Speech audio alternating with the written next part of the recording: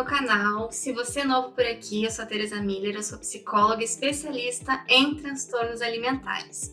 No vídeo de hoje, se você estiver escutando ou vendo no Spotify ou no YouTube, já deixa o seu like, já se inscreve, que ajuda bastante o canal. No vídeo de hoje, a gente vai falar sobre como desenvolver uma relação saudável com a alimentação. Esse é um tema muito recorrente no consultório, porque muitos indivíduos acabam tendo uma dificuldade em saber como lidar com a alimentação, como se relacionar com ela de uma maneira saudável. Pensando que a gente vive numa sociedade que fala muito de o que é certo, do que é errado, o que alimento pode, o que alimento não pode, o que faz bem, o que não faz, muitas pessoas acabam ficando confusas em como lidar com a alimentação de uma maneira saudável. Então eu vou trazer aqui 5 pontos essenciais para você implementar no teu dia a dia para que você consiga melhorar a sua relação com a comida e desenvolver uma relação saudável, tanto com a alimentação como com o corpo. Então, o primeiro ponto é comer com atenção plena.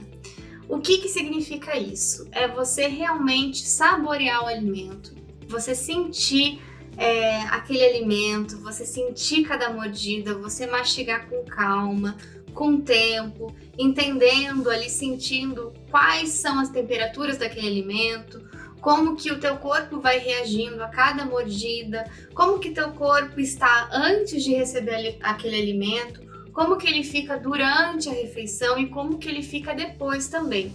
Então, comer com atenção plena envolve você realmente estar no momento presente, estar ali com calma, sentindo aquilo que está entrando no seu corpo. Às vezes a gente acaba comendo com muita pressa, sem necessariamente sentir o que a gente está comendo, por que a gente está comendo e o quanto a gente está comendo. Se nós comemos no automático, nós não vamos nos conectar realmente com aquele alimento e pode ser que a gente acabe comendo mais ou menos do que o necessário.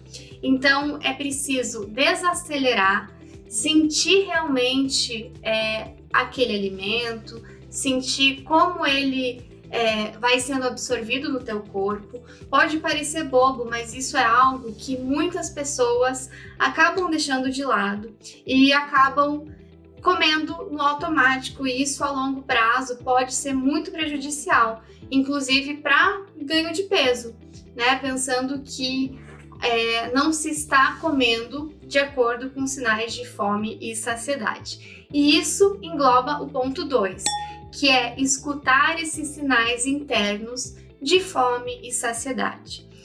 A gente vai aumentando e diminuindo o grau de fome ao longo do dia, isso é normal.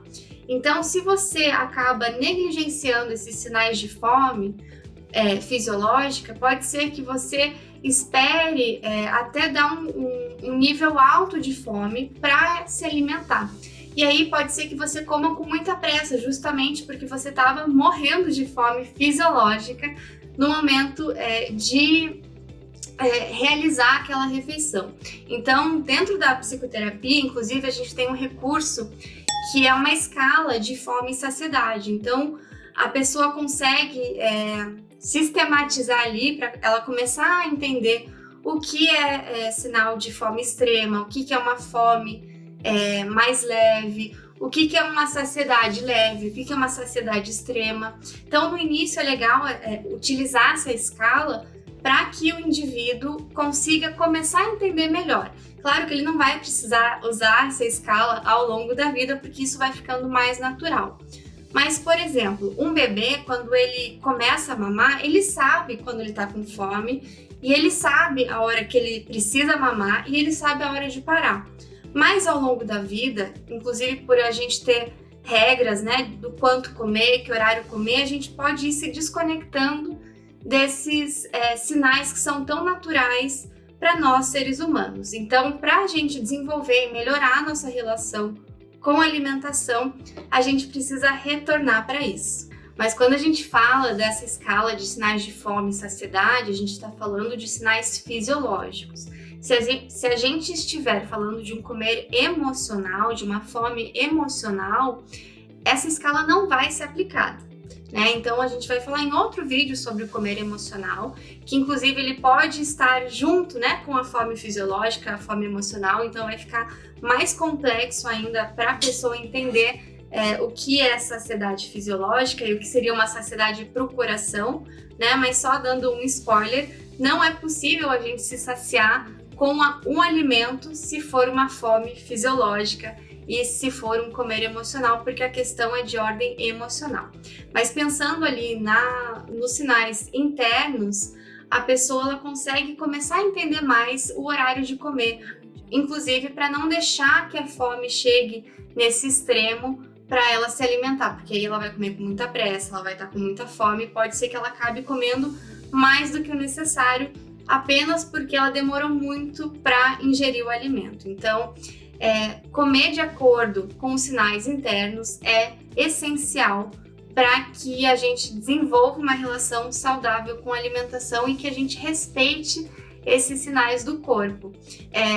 De certa forma, retornando ali às origens, de que quando a gente é bebê, a gente entende muito naturalmente, sem ter sido ensinado, quando comer e o quanto comer, mas a gente consegue retornar para isso, voltando e entendendo melhor esses sinais. Um terceiro ponto que é muito parecido, que vai dialogar com o primeiro ponto e com o segundo ponto, é o fato de nós comermos de acordo com esses sinais internos. E o nome disso, comum, popular, que muitas pessoas acabam entendendo de uma forma equivocada, é o comer intuitivo. O comer intuitivo, por mais que muitas pessoas não entendam do que ele se refere por conta desse nome, ele nada mais é do que voltar para si, para as sensações internas, para ingerir os alimentos e para estabelecer como se vai comer, quanto se vai comer, onde se vai comer. Então, o comer intuitivo é você escutar o que teu corpo está sinalizando, para além dos sinais de fome e saciedade, mas o que ele está pedindo, o que ele quer. Mas é claro que para a gente conseguir realmente fazer esse comer intuitivo de uma forma saudável, a gente vai precisar de uma nutricionista que eduque nutricionalmente o paciente, para que ela dê orientações, não necessariamente regras, regras do que fazer, o quanto comer, o que comer, mas que ela dê orientações para que o paciente consiga ir entendendo do que o corpo dele está sentindo falta, o que o corpo dele está sentindo que é excesso, inclusive em como ele se manifesta, em que momentos que ele se sente mais cansado, em que momentos que ele se sente com mais energia, e isso pode estar alinhado com os alimentos que foram ingeridos antes, ou inclusive aqueles alimentos que estão em falta. Então, uma nutricionista ali comportamental, ela vai conseguir fazer essas orientações de uma forma bem assertiva para que o paciente resgate a autonomia alimentar dele. O quarto ponto é ter uma gentileza corporal juntamente com aceitação corporal.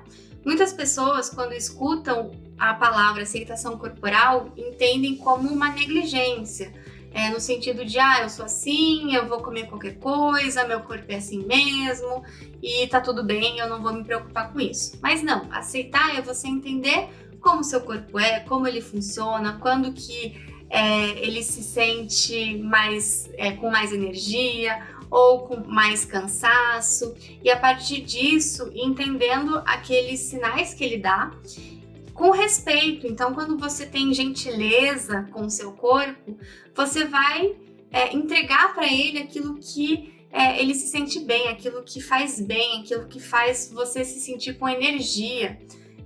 E se você não entende como o seu corpo ou você não é gentil com esse corpo, ou você não aceita ele, você provavelmente não vai parar para escutar o que ele precisa, o que ele está sentindo falta, o que está em excesso ali, para poder manejar de uma forma mais saudável.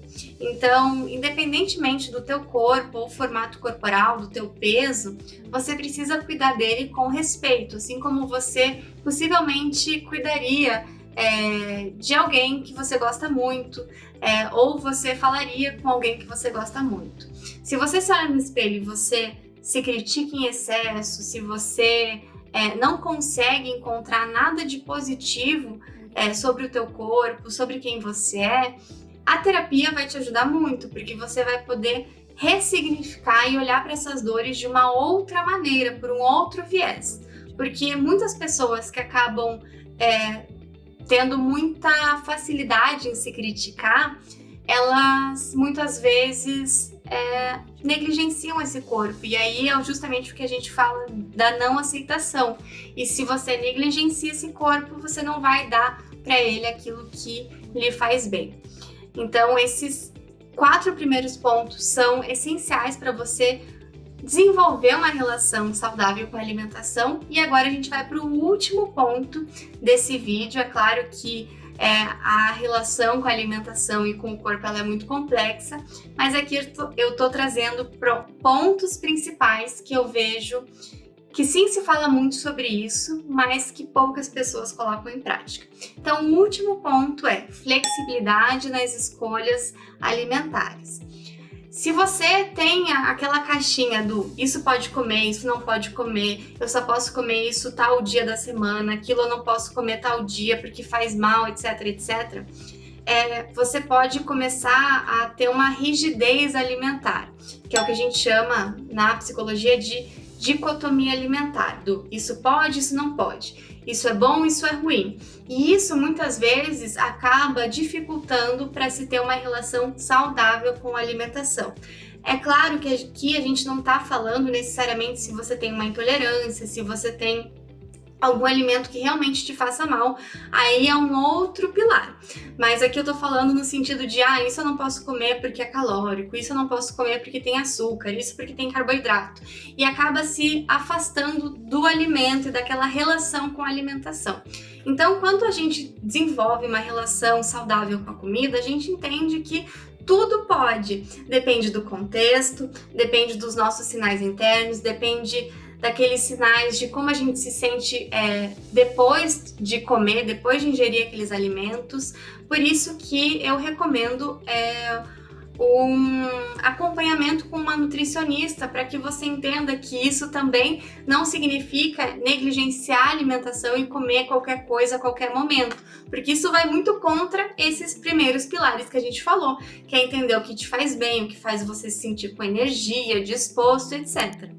Mas quando se tem essa flexibilidade alimentar, você entende, você faz escolhas mais sábias.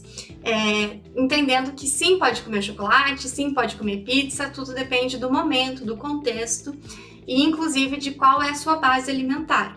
É claro que você vai precisar ter uma base alimentar com alimentos nutritivos, aqueles que realmente nutrem o corpo. Mas isso não significa que eles sejam melhores do que outros alimentos. Significa que essa base alimentar com aqueles alimentos coloridos vão fazer com que você se sinta melhor no teu dia a dia, mas nada impede de você poder comer aquilo que você gosta, dependendo do momento, do contexto. Se esse vídeo fez sentido para você, curte aqui, se inscreva no canal, vai me ajudar bastante, porque eu quero trazer cada vez mais conteúdos sobre transtornos alimentares, sobre psicologia, e inclusive eu vou também trazer convidados de diferentes áreas para falar sobre o tema corpo, transtornos alimentares e relação com a alimentação. Até a próxima!